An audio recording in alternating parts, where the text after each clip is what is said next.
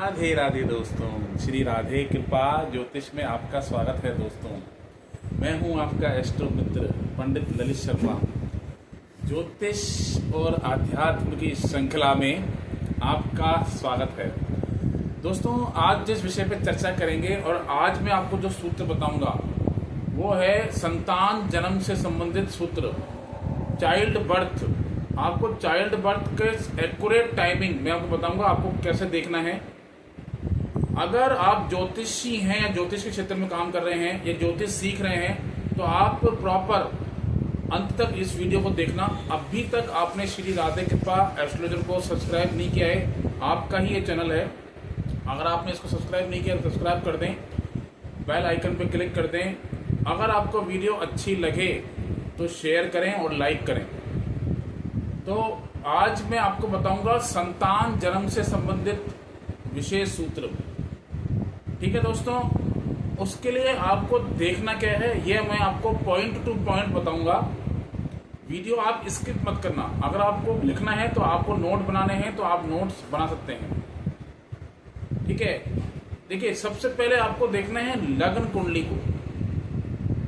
अब लगन कुंडली में आपको देखना क्या है? लगन कुंडली में आपको देखना है first house, fifth house, seventh house और गुरु जो कि कारक है संतान का।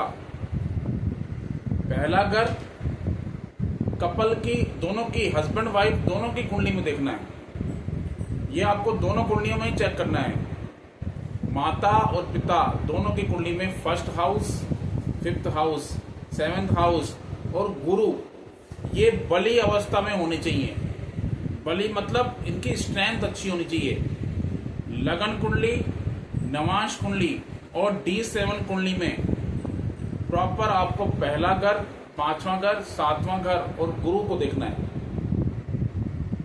गुरु आपका जितना बली होगा, गुरु आपका जितना पाप प्रभाव में नहीं होगा, शुभ ग्रहों से दृष्ट होगा और शुभ स्थिति में होगा, उतना आपको संतान मिलने में और संतान आपकी चाइल्ड बर्थ होने में कोई प्रॉब्लम नहीं आएगी। जितना गुरु पीड़ित होगा, पंचम हाउस और पंचमेश जितना खराब स्थिति में होगा, मान लीजिए किसी का पंचमेश 6, 8, 12 में चला जाए और पंचम भाव में ही राहु विराजमान हो जाए तो संतान होने में और संतान मिलने में काफी तकलीफों का सामना करना पड़ता है।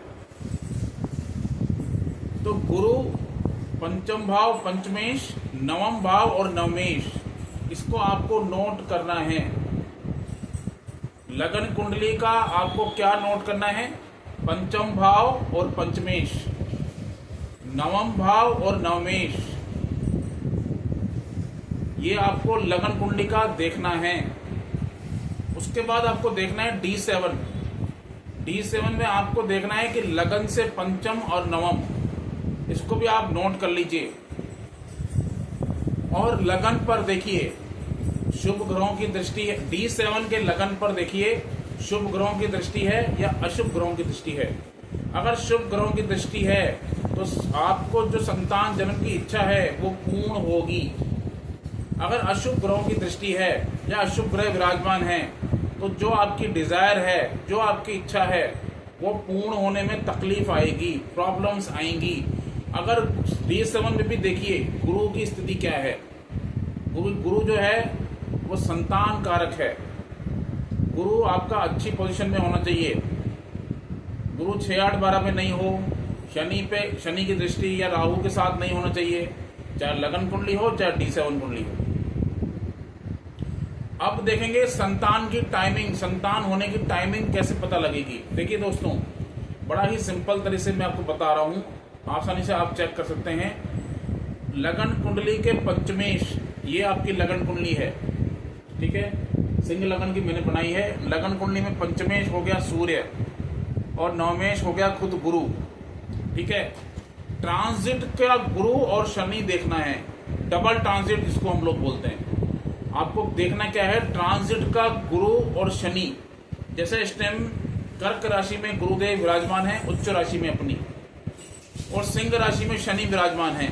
अगर इन दोनों की दृष्टि अगर आपके पंचम भाव पंचमेश नवम भाव नवमेश पर पड़ रही है, चाहे हस्बैंड हो चाहे वाइफ, माता पिता दोनों की कुंडली में लगाना है ये सूत्र। पंचम भाव पंचमेश नवम भाव नवमेश इन दोनों पर अगर गोचर के शनि और गुरु की दृष्टि है तो ये समय आपके संतान जन्म को इंगित कर रहा है। पहला सूत्र मैं बता रहा हूं, आपके पंचम भाव जो आपकी लगन कुंडली का पंचम भाव है उस पर शनि की दृष्टि हो गुरु की दृष्टि हो, पंचम भाव पर या गुरु की दृष्टि हो या शनि की दृष्टि हो, नवम भाव या नवमेश पर गुरु और शनि की दृष्टि हो, ये आप चेक कर लेना। उसके बाद आपको चेक करना है D7। D7 में भी आप चेक करिए कि पंचम भाव पर क्या गुरु की दृष्टि है या नवमेश पर गुरु की दृष्टि है, ये आपको चेक करना जरूरी है। पंचम भाव पर शुभ ग्रहों की दृष्टि है या पंचमेश पर शुभ ग्रहों की दृष्टि है। उसके बाद आपको चेक करना है अंतरदशा, जिस ग्रह की आपके पंचमेश की अंतरदशा चल रही है या नवमेश की अंतरदशा चल रही है उस पर चेक करिए, उस अंतरदशा के ग्रह को चेक करिए, क्या वो शुभ स्थिति में है, क्या वो केंद्र त्रिकोण में विराजमान है, क्या वो शुभ ग्रहों से दृष्ट है। तो इसी अंतरदशा में आपको चाइल्ड बर्थ होगा। दूसरा, माता जो गर्भ धारण करती है, कंसीव करती है, माता जो कंसीव करती है, गर्भ धारण करती है, तब उसके पंचम भाव और पंचमेश के ऊपर मंगल की दृष्टि होगी ही होगी। यह आप चेक कर लेना सूत्र। पंचम भाव पर या पंचमेश पर मंगल की दृष्टि होगी या पंचम भाव से मंगल गोचर कर रहे होंगे, तभी वो माता कंसीव करेगी, गर्भ धारण करेगी।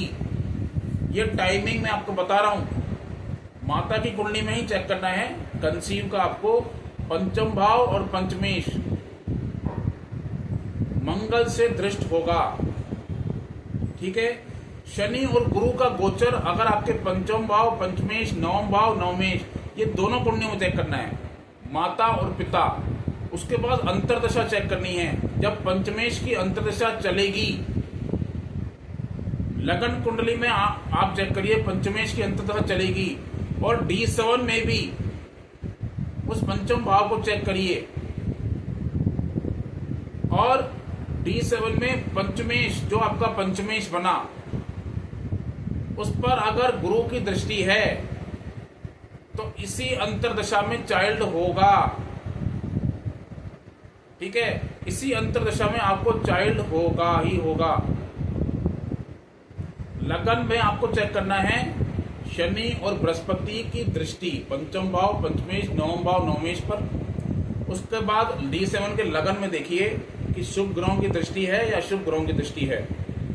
उसके बाद जो अंतरदशा का ग्रह है, अगर उसका संबंध गुरु से बन रहा है D7 में, अगर उसको गुरु दृष्ट कर रहा है तो इसी अंतरदशा में चाइल्ड हो जाएगा, ठीक है। तो आपको ये सूत्र चेक करना है, और आपको कोई कंफ्यूजन हो या कोई क्वेश्चन हो तो मुझसे पूछ लेना। मेनली मेरा पर्पस है डबल ट्रांजिट। गुरु और शनि के आशीर्वाद के बिना बच्चा नहीं होता, चाइल्ड नहीं होगा। खासकर गोचर का गुरु और शनि, गोचर के गुरु और शनि का संबंध आपको चेक करना ही है, क्योंकि इसके आशीर्वाद के बिना चाइल्ड नहीं होगा, बच्चा नहीं होगा, ठीक है।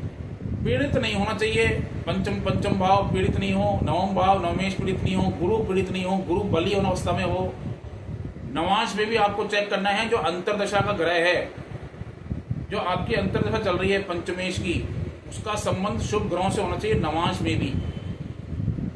और नवांश में भी आपकी गुरु की स्थिति आपको देखनी ही देखनी है।